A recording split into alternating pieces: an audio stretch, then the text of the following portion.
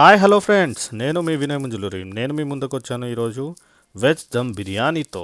ముందుగా ఒక 4 ఆనియన్స్ సన్నగా తరుక్కొని, బీన్స్ ఒక 10-15, చిల్లీ సన్నగా మధ్యలోకి తరుక్కొని, ఒక 4 ఆలు, అదేవిధంగా టమాటో తరుక్కొని, తర్వాత ఒక కప్ కొరియాండర్ రెడీ చేసుకొని, తర్వాత స్టవ్ మీద బాండి పెట్టి వెలిగించి నూనె పోసుకొని, ఆ నూనె వేడైందో లేదో జస్ట్ అలా చెక్ చేసి, ముందుగా పసుపు వేసుకొని, కొన్ని ఆవాలు, కొన్ని జీలకర్ర వేసుకొని, ముందుగానే తరిగి పెట్టుకున్న ఆనియన్స్ వేసుకొని, అలా కలుపుతూ అవి బ్రౌనిష్ వచ్చేలాగా, అంటే ఈ విధంగా బ్రౌనిష్ వచ్చేలాగా కలుపుకొని, ముందుగా కొంచెం అల్లం వెల్లుల్లి దంచుకొని, బిర్యానీ ఆకులు, కొన్ని చెక్కలు, అదేవిధంగా ఇలాచీ లవంగా వేసుకొని ఒక్కసారి అలా కలుపుకుంటూ, అందులోకి ముందుగా తరిగి పెట్టుకున్న పచ్చిమిర్చీలు వేసి, దంచి పెట్టుకున్న అల్లం వెల్లుల్లి పేస్ట్ వేయాలి. కానీ మర్చిపోకండి, బయటది కొనకండి, అది మొత్తం విష పదార్థం. అలా వేసుకున్న దాన్ని ఒక్కసారి అలాగా కలుపుకొని, దాంట్లోకి ముందుగా తరిగి పెట్టుకున్న ఆలు, బీన్స్, క్యారెట్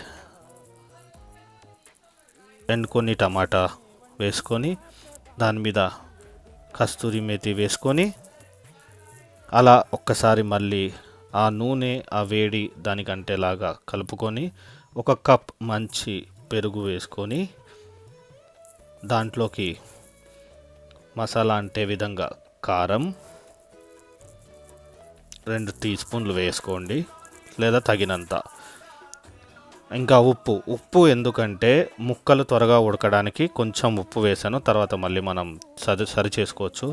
అందులో గరం మసాలా వేసాను, దాంట్లోకి పుదీనా ఆకులు, నేను పుదీనా ఆకులు కట్ చేయలేదండి, ఎందుకంటే పుదీనా ఆకులు చాలా సుగంధాన్ని ఇస్తాయి అలాగే వేస్తే. అదేవిధంగా కొత్తిమీర కూడా నేను సన్నగా కట్ చేయకుండా అలాగే వేసాను.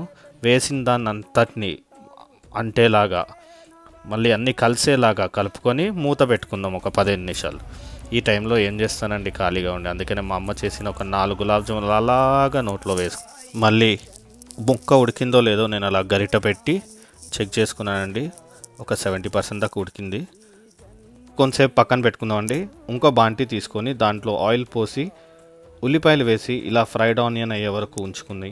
దీన్ని ఒక బౌల్లోకి తీసుకొని పక్కన పెట్టుకుందాం.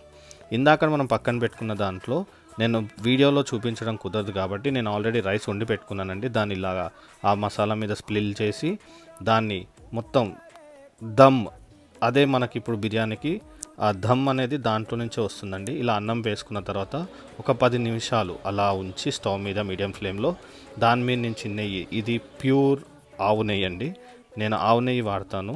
ఆ ప్యూర్ ఆవు నెయ్యి వేసి దాని మీద ఇందాక మనం తీసి పెట్టుకున్న స్ప్రింగ్ ఆనియన్స్, అదే మన ఫ్రైడ్ ఆనియన్స్ని అలా స్పిల్ చేసుకొని తర్వాత కలుపుతూ ఉంటుందండి. ఈ ప్రపంచంలో బతికే మనుషులందరికీ 2 విషయాలు కామన్. ఒకటి ప్రేమ, రెండోది ఆకలి. ఈ రెండిటికి పసందైన భోజనం రెడీ అవుతోంది.